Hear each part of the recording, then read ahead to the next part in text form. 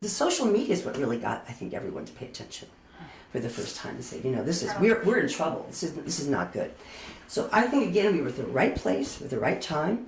It was the right senator who had a passion for it, who we built a good relationship with. And so let's see, the Senate hearing, I thank God I was a producer, by the way, a TV producer. That's what we did. We said, okay, who's going to talk? Who's first? Get their attention, blah, blah, blah. So there was that was sort of the focus of what I was doing behind the scenes. And we had a young woman come, and I'm convinced that she got it. She was the one that got them to vote for it. She sat there and she looked at every single one of them in the eye, just amazing eye contact. And she said, today is Martin Luther King's birthday, and it's a holiday. I am so honored to be here. And if he was alive, he'd be sitting next to me. And they were just like, whoa.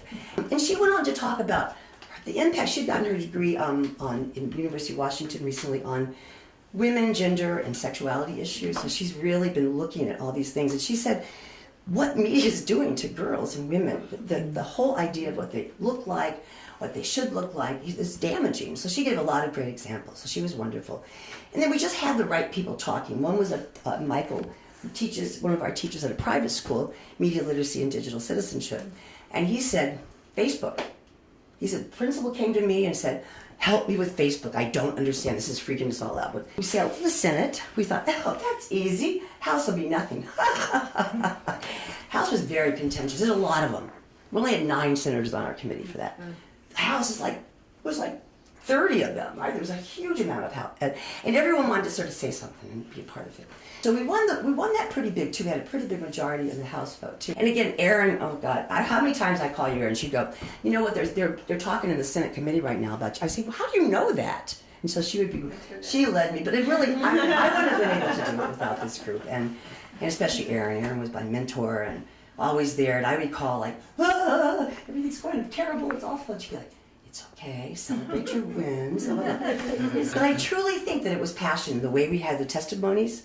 And one of the things I said, I ended up having to testify at the House because Dahlia, my young woman, couldn't make it. But so it's a little funny aside. I opened up my iPad. I wrote what I was going to say tonight on my iPad, but I've not had good luck with that. So the House, I opened it up to do my speech from. I thought I was going to be really smart using my iPhone and my iPad. And there was a picture of dogs like they were humping. And someone had sent an email and had overridden my notes. So I sat there going, do I tell them this story? Or I said, you know, I'm going to talk from my heart today. So I closed it. So, but the story I told that I saw their attention was this story. 4 boys were working on a public service announcement.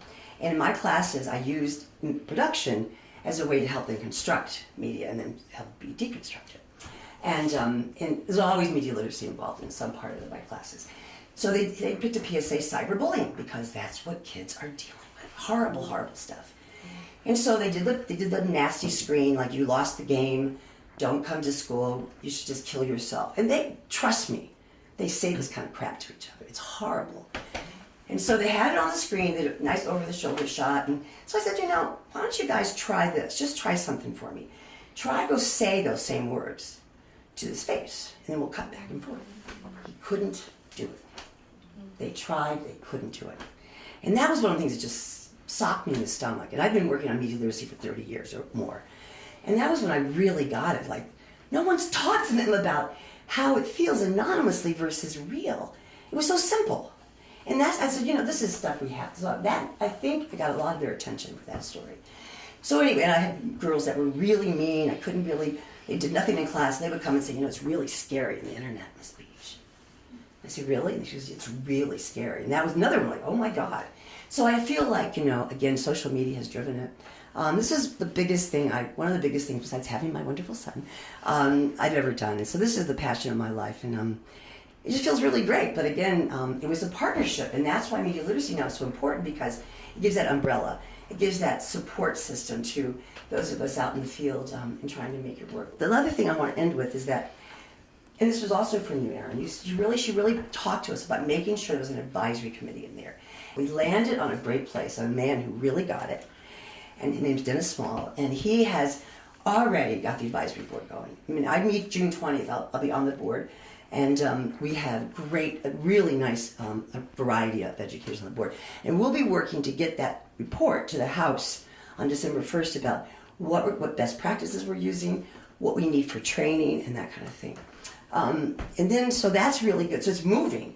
Next school year, we'll be asking, and it's part of the bill, each school district will have a committee that they will talk about what do we teach in our district already about media literacy, where do we want to focus. So there's going to be a lot more parent involvement and community involvement at that level. So we're not here to say you have to do it like this. But it's really been amazing in the sense of how people don't understand media literacy. Like the other thing we did is we ended up joining the Librarian Association. We didn't plan on it, but they met us at the day of the Synod here in the Senator's office. We wanted to be with you. Okay. And they had been trying to get digital, not digital literacy, maybe it was digital literacy, something. They had been trying to get a bill that had been shot down every year. And they said, we wanted to work with you, which is great because that's the implementers. Those are the implementers all across the state. I started subbing in schools, and I'm doing all at all ages. And I taught every class. I said, well, do you ever have cyberbullying? They'll say, yeah. Would you like to talk about it? And they go, yes. I mean, you would not believe how hungry these kids are. I'm talking 2nd grade, 4th grade, 5th grade, high school. It's everywhere.